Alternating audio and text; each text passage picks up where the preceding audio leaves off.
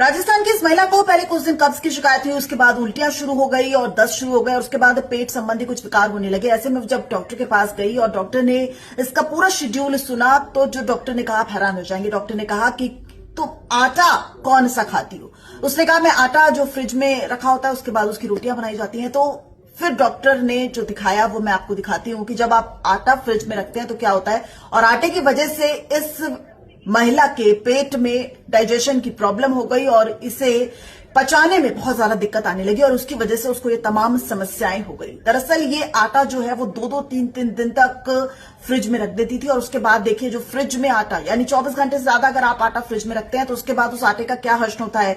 देखिए किस तरीके से जब स्कैन किया गया तो देखा गया कि 24 घंटे बाद जब आटे को फ्रिज से निकाला गया और देखा गया छोटे छोटे बैक्टीरिया और फंगस जो है वो आटे में मौजूद था। और ये तब था जब रात को आटा रखा और सुबह आटे को निकाल लिया। यानी कि सोचिए इतने समय में ही आटे की ये हालत है। और 2 या 3 दिन जब वो आटा फ्रिज में रखती थी तो आटे का क्या हालत होता होगा, कितना फंगस और बैक्टीरिया इसके शरीर में पहुंच गया होता है और इस वजह से इसकी ये हालत हुई। अगर आप भी ऐसा करते हैं तो आपको सावधान होने की जरूरत है।